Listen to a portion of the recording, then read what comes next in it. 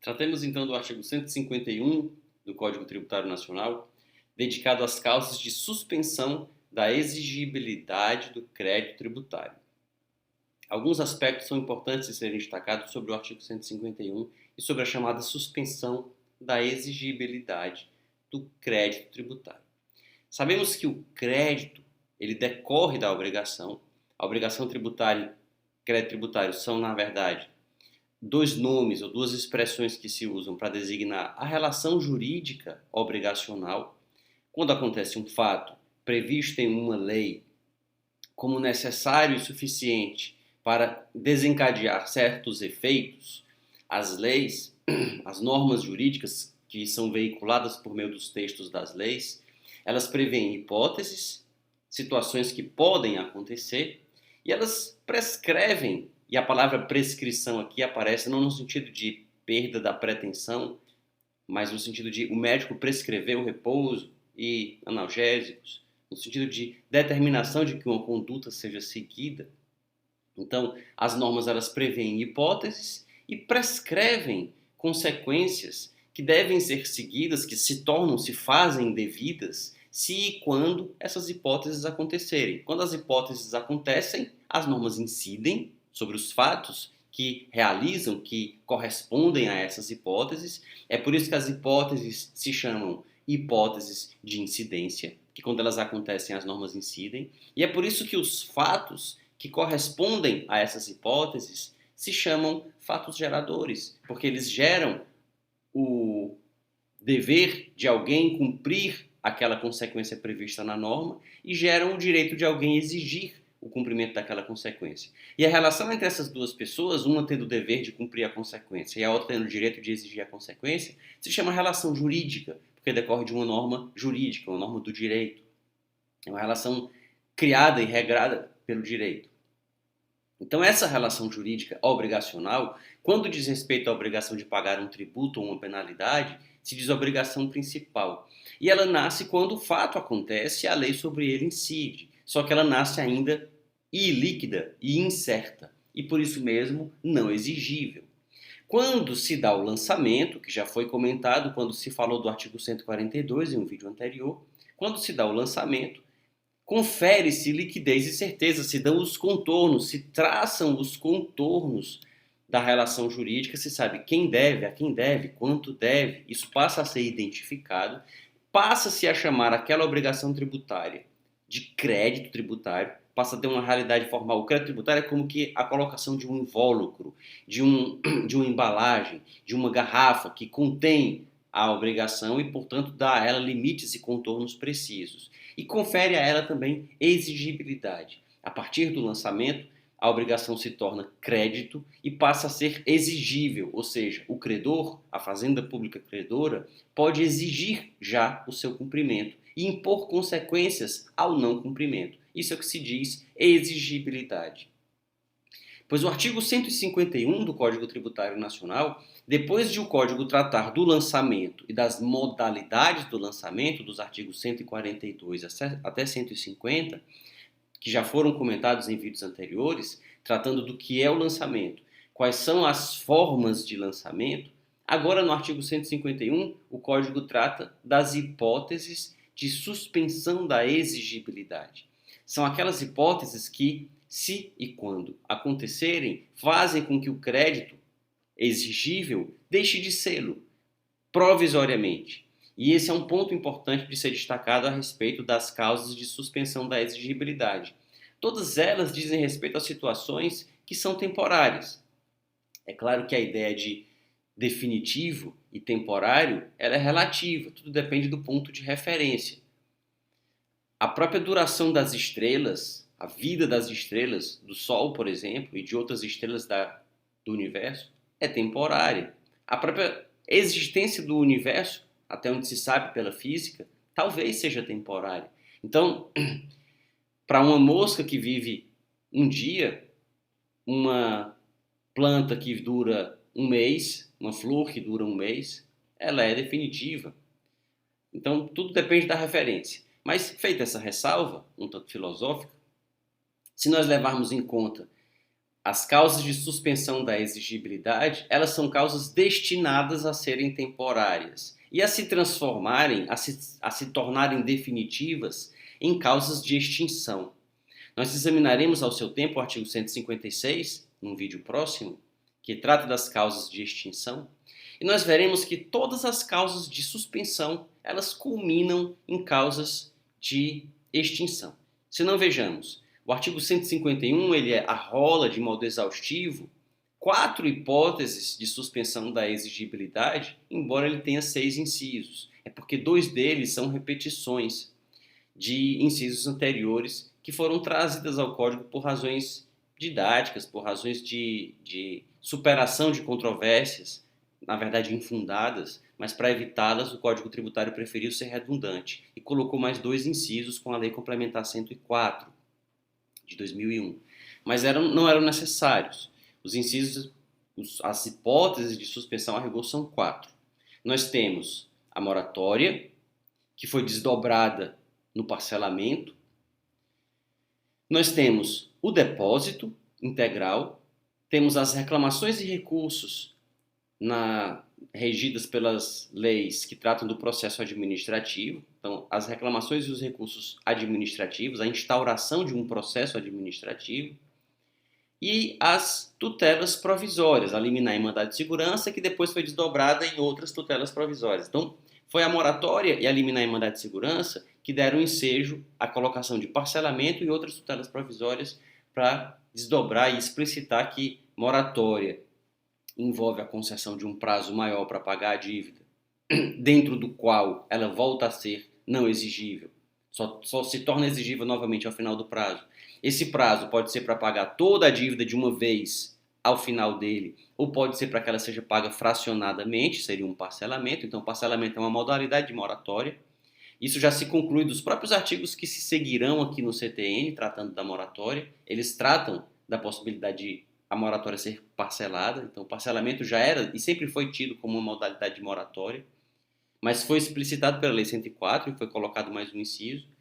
E também as tutelas provisórias, o CTN só se reportava a liminar em mandado de segurança, porque a época em que ele foi elaborado, em 66, ainda vigorava o Código de Processo Civil de 39. Então é claro que o CTN não se referia à tutela antecipada e a outras figuras que só surgiram depois, nos anos 70, com o CPC de 73, e até nos anos 90, com as reformas que ele sofreu. Então, é por isso que elas não estavam referidas ali, mas já se devia entender o artigo 151, inciso 4, como se referindo a qualquer tutela provisória. E foi também uma explicação que deu a Lei 104 quando colocou mais outro inciso. Por isso que se disse no início do vídeo que as hipóteses são 4, embora os incisos sejam 6, porque eles as explicitam. Então, mas vejamos, a moratória, a tendência é de que se trate de uma situação temporária, um prazo adicional para o devedor, ao final do qual a dívida será, pelo menos se espera que seja, paga. E o pagamento é uma causa de extinção. Outra causa de suspensão, o depósito. O depósito do montante integral, feito em um processo em que se discute a validade da cobrança, a validade do crédito tributário que foi lançado, a validade do próprio lançamento, essa ação judicial pode culminar com uma decisão que declara, que considera procedente o pedido e, por exemplo, numa ação anulatória, anula o lançamento, anula o crédito tributário. E a decisão judicial com trânsito em julgado, quando anula o crédito tributário, ela é uma causa de extinção do crédito. Então, vejam, o depósito se transforma numa causa de extinção quando, na ação em que ele foi feito, a decisão afirma que a dívida é indevida. E aí o depósito será levantado pelo sujeito passivo, pelo autor da ação que fez o depósito. Mas pode ser que a ação seja julgada improcedente, ou o pedido seja julgado improcedente, o sujeito perdeu a demanda. E aí, nesse caso, o depósito será convertido em renda para a fazenda pública, será entregue para a fazenda pública. E, em sendo entregue para a fazenda pública, haverá também a extinção do crédito, porque a conversão do depósito em renda é uma causa de extinção do crédito. Se virmos mais uma hipótese, reclamações e recursos na via administrativa, são causas de suspensão da exigibilidade, mas o processo administrativo pode concluir pela invalidade da cobrança. E a decisão administrativa irreformável é também causa de extinção do crédito. As liminares, as tutelas provisórias em geral, que constam lá dos incisos no inciso 4, por exemplo, e no inciso 5 do artigo 151 do CTN. Essas decisões provisórias tendem a se tornar definitivas quando da prolação da sentença que julga procedente o pedido. E aí, nesse caso, elas se tornarão ou transformar-se-ão em causa de extinção quando as liminares confirmadas pelas sentenças extinguirem o crédito e transitarem em julgado. Ou, se a liminar for reformada, cassada, o valor será cobrado, o contribuinte terá que pagar, e aí o pagamento será a causa de extinção. Então vejam que as causas de suspensão, elas envolvem situações provisórias, temporárias, que tendem a se conformar ou a se concretizar ou a se tornarem definitivas, transmudando-se em causas de extinção. Elas vão dar ensejo ao surgimento de causas de extinção do crédito tributário. Então elas estão todas de algum modo relacionadas com as causas do artigo 156, que serão vistas ao seu tempo. Vejamos então as hipóteses do artigo 151. Primeiro nós temos a moratória. A moratória, como se disse anteriormente, consiste em um prazo adicional concedido ao devedor para que ele pague a dívida. Esse prazo pode ser concedido de maneira geral e indistinta, indiscriminada a todos os contribuintes ou todos os sujeitos passivos. É o caso quando, por exemplo, se faz a declaração de bens e rendimentos de imposto de renda das pessoas físicas e já se tem a opção de pagar o imposto em cota única, em parcela única, ou em até 5, 6 parcelas. A legislação já confere essa permissão a todos os contribuintes. Nós teríamos aí um exemplo de moratória geral. É o caso também do IPTU, que muitas vezes os municípios notificam os contribuintes para que paguem o IPTU e eles têm um desconto se pagarem em cota única, mas podem pagar também em parcelas, e essa opção vem no boleto que todos recebem. Então essa é a chamada moratória geral. Mas a moratória também pode ser concedida individualmente. Cada sujeito passivo que deseja uma moratória vai até a autoridade administrativa, requer que a moratória lhe seja concedida e a autoridade então defere ou indefere o pedido, concedendo ou não a moratória. É a chamada moratória individual. Mas nesse caso, é muito importante destacar o seguinte: mesmo quando concedida individualmente, e a mesma coisa vale para anistia, a mesma coisa vale para isenção e a mesma coisa vale para remissão, conforme será visto ao seu tempo quando se comentarem outros artigos do CTN que tratam desses institutos. Mas é muito importante destacar que, em face do princípio da legalidade, por força do princípio da legalidade, esses institutos, no caso do qual nós estamos tratando agora, a moratória, eles precisam ser regrados em lei. A relação jurídica tributária, por força do princípio da legalidade, decorre da lei. Então, se é de se conceder uma moratória, mesmo individual, os requisitos para a concessão da moratória devem constar da lei. A lei disporá: o sujeito passivo que atender requisito A, B, C e D e fizer um requerimento à autoridade comprovando isso, terá direito à moratória nos termos tais e tais. Então, a autoridade que tem atividade plenamente vinculada, como diz o artigo 3º do CTN, ela não vai discricionariamente decidir se defere a moratória a um ou não a outro. Ela terá de deferir a moratória se os requisitos que a lei dispõe estiverem atendidos, e ela terá que negar a moratória se os requisitos que a lei dispõe não estiverem atendidos. Não será discricionariedade dela por obra do artigo 3º do CTN e do princípio da legalidade, como já se disse. Mas feita essa ressalva, devemos lembrar que a moratória, portanto, pode ser concedida individualmente, desde que os requisitos para tanto estejam na lei e não no arbítrio ou na discricionariedade que seja da autoridade. Então, a moratória pode ser concedida, como se disse, em cota única ou parceladamente. O contribuinte pode ter um prazo a mais para pagar a dívida toda ou um prazo a mais para pagar a dívida em frações, e por isso a explicitação que a Lei Complementar 104 trouxe, ela é desnecessária. Era desnecessária, foi uma disposição meramente didática. E durante o tempo em que o prazo adicional flui, o contribuinte tinha que ter pago a dívida hoje, mas ele obteve uma moratória e a autoridade deu a ele mais 2 meses. Nesses 2 meses, a dívida fica com a sua exigibilidade suspensa. E lembremos, tudo o que suspende a exigibilidade suspende também a prescrição. Tudo que suspende a exigibilidade suspende também a prescrição. Prescrição do direito do fisco de cobrar a quantia que foi lançada, de cobrar o crédito tributário de cuja exigibilidade se cogita. Por quê? Porque se o fisco não pode exigir, como pode fluir contra ele um prazo extintivo para ele exigir? Se ele não pode exigir, não pode correr contra ele um prazo para que ele exerça um direito que ele não pode exercer. Então é por isso que tudo que suspende a exigibilidade suspende a prescrição.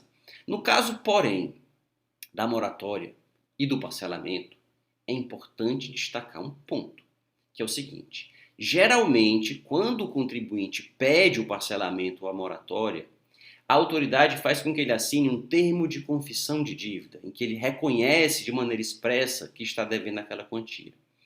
Esse reconhecimento, é importante notar, ele não é constitutivo do crédito. Ele não gera o crédito, porque o crédito não decorre da vontade do contribuinte. Lembremos, o tributo é uma prestação pecuniária compulsória. Então, o que decorre da vontade do contribuinte é um contrato, é uma obrigação contratual, não o tributo. O tributo não decorre da vontade. Ausente a vontade, mas acontecendo o fato gerador, o tributo é devido. Então, presente a vontade, mas se não tiver ocorrido o fato gerador, o tributo não é devido.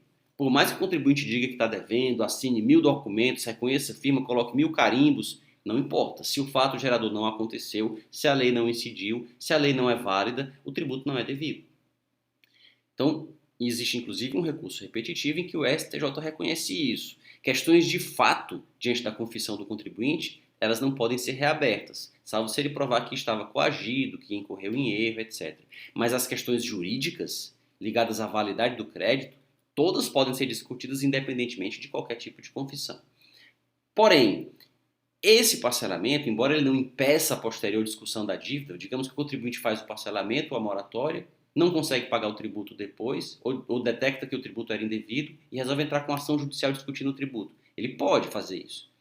Porém, é o ponto que é de ser destacado. Ao reconhecer a validade da dívida na concessão, ao se pleitear o parcelamento, reconhecer a validade da dívida, embora isso não impeça o contribuinte de mudar de ideia depois e discutir a validade dessa dívida, porque a obrigação é compulsória, mas ao reconhecer a validade da dívida, isso leva à interrupção da prescrição. Isso interrompe a prescrição. Interrompendo a prescrição, enquanto a moratória for honrada, a exigibilidade fica suspensa e a prescrição fica suspensa. Mas ao pedir a moratória, se houve a interrupção, ou se deu a interrupção.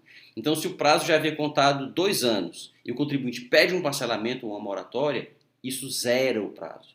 O prazo volta à estaca zero. E enquanto a moratória ou o parcelamento forem cumpridos, ele não está correndo. Quando o contribuinte se tornar inadimplente com as parcelas e o parcelamento for rescindido, a prescrição volta a correr do zero. Isso não acontece com as outras hipóteses de suspensão, mas com a moratória, sim, porque ela implica, quando requerida individualmente, quando requerida dessa maneira, de maneira individual, não qualquer moratória geral, mas quando requerida pelo próprio contribuinte, ao requerer, ele reconhece a dívida e isso interrompe a prescrição. Em seguida, nós temos o depósito, como causa de suspensão da exigibilidade. O depósito ele pode ser feito em juízo, numa ação judicial, e ele sempre deve ser feito em dinheiro. Não é correto que se diga, o contribuinte depositou um carro. Não. O que acontece às vezes é que o contribuinte indica bens como forma de contracautela para pedir uma liminar. O juiz não se sente seguro para deferir uma liminar, tem risco de que a liminar se torne irreversível e depois o contribuinte não pague a dívida. E aí o contribuinte oferece uma garantia para, digamos, dar mais conforto ao magistrado para deferir uma liminar suspensiva da exigibilidade. Mas nesse caso, o que suspende a exigibilidade é a tutela provisória dada pelo magistrado. Não é a entrega pura e simples do bem. Agora, no caso do depósito em dinheiro e integral, não é a quantia que o contribuinte quer pagar, é a quantia que ele não quer pagar. Isso, inclusive, diferencia o depósito como causa de suspensão da exigibilidade do depósito feito numa ação de consignação e pagamento. Numa ação de consignação e pagamento, o contribuinte deposita a quantia que ele quer pagar. E desse depósito nós trataremos nos comentários ao artigo 164 do CTN, não agora. O artigo 151 trata do depósito que se faz numa ação anulatória, num mandado de segurança, em que o contribuinte questiona um crédito tributário que ele não considera devido e ele não quer pagar e deposita a quantia que ele não entende como devida. E tem que depositar integralmente essa quantia, que ele não considera devida. Esse depósito deve ser feito, se for um depósito judicial, numa instituição oficial, indicada pelo Poder Judiciário como habilitada para receber os depósitos. É importante destacar que o depósito também pode ser feito na via administrativa. Se o contribuinte apresentou uma impugnação ou um recurso administrativos, ele pode fazer o depósito também. Mas nesse caso, o depósito costuma não ser feito. É raríssimo que se faça um depósito nesses casos, porque ele é desnecessário.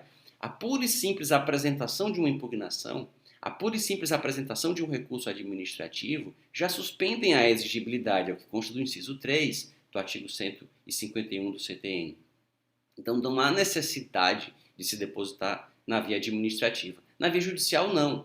A pura e simples propositura de uma ação anulatória, por exemplo, não suspende a exigibilidade do crédito. É preciso que o juiz defira uma tutela provisória ou que o contribuinte faça o depósito.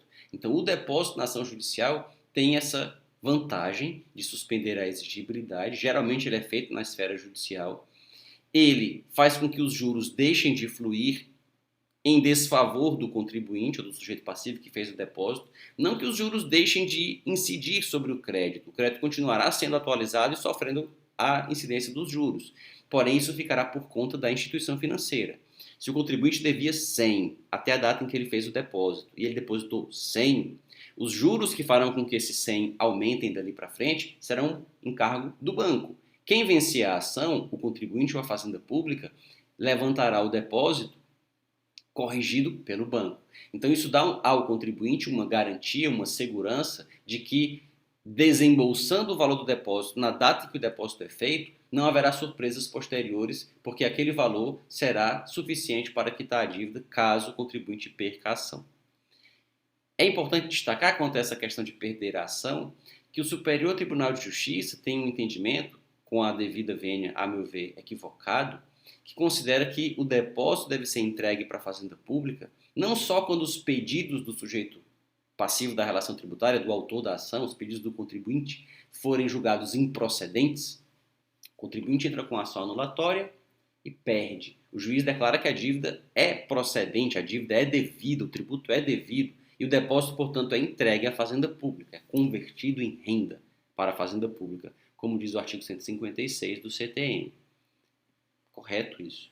Se o contribuinte vence a demanda, o juiz declara que a dívida não é devida e extingue o crédito, como não há mais crédito tributário a ser satisfeito, o valor vai ser levantado pelo sujeito passivo, entregue, corrigido para o contribuinte. Mas o equívoco consta da decisão do STJ quando afirma que mesmo se o processo for extinto sem julgamento de mérito, ou seja, não há decisão de mérito, o juiz diz eu não vou apreciar o mérito dessa questão, por uma razão processual, o depósito é entregue para a Fazenda Pública. Esse é um entendimento completamente equivocado, porque não há título que justifique essa entrega. O contribuinte move uma ação contra a Fazenda, pega um valor que pertence a ele e entrega ao juízo e diz, doutor, o senhor entrega esse dinheiro aqui a quem ganhar a ação. E aí o juiz fala, não, eu não vou julgar essa ação não, mas eu vou pegar o seu dinheiro e vou dar a ele lá, parte contrária. Isso não faz o menor sentido, com todo respeito, mas é o entendimento do Superior Tribunal de Justiça. Quando se dá o julgamento do processo, a extinção do processo sem análise do mérito, se entrega o depósito para a Fazenda Pública. Então, só se o pedido for julgado procedente é que o contribuinte levanta o depósito. Se for julgado improcedente ou não for julgado o mérito do pedido, ele será entregue o depósito para a Fazenda Pública. Em seguida, no inciso 3, nós temos as reclamações e recursos administrativos. São as impugnações e os recursos que o contribuinte apresenta para questionar a validade do crédito tributário ainda no âmbito administrativo, no chamado processo administrativo. Dá-se aí o autocontrole do crédito tributário, o autocontrole da própria administração pública, como consequência do princípio da legalidade. Como consequência do princípio da legalidade, o fisco só deve cumprir atos ou realizar atos de acordo com a lei. Mas se por acaso for praticado um ato em desconformidade com a lei, esse ato deve ser corrigido. E o cidadão tem o direito de provocar esse autocontrole, o artigo 5º da Constituição, inciso 34, letra A, quando fala do chamado direito de petição, todo cidadão pode peticionar aos órgãos públicos pedindo a correção de ilegalidades. E se isso for feito, também o artigo 5º garante que se respeite o devido processo legal e o direito de defesa. Então, as leis que regem o processo administrativo no plano federal, estadual, municipal, porque se trata de uma matéria a ser tratada por cada ente tributante, então o município tem o seu processo administrativo, o estado o seu e a União o seu. Então, essas leis dispõem sobre como será apresentada a impugnação, a defesa administrativa, como ela será julgada, como serão produzidas as provas, os recursos cabíveis, para que a própria administração exerça esse autocontrole. E enquanto o autocontrole acontece, enquanto ele não é concluído, permanece suspensa a exigibilidade do crédito tributário. E aí, finalmente, nós temos a hipótese de tutelas provisórias que, por meio de provimentos judiciais, em processos que questionam a validade do crédito tributário, provisoriamente o juiz pode suspender a exigibilidade para que a Fazenda não cobre até que a decisão final afirme se o tributo é realmente devido ou não. Em próximos vídeos aprofundaremos alguns pontos, alguns aspectos dessas hipóteses de suspensão da exigibilidade, que tem diversos desdobramentos que, tratados aqui, tornariam esse vídeo muito longo. Eles serão tratados em vídeos próximos. Se quiser acompanhá-los, não se esqueça de se inscrever aqui no canal e de indicá-lo a seus colegas que podem ter interesse nesse mesmo assunto. Até mais!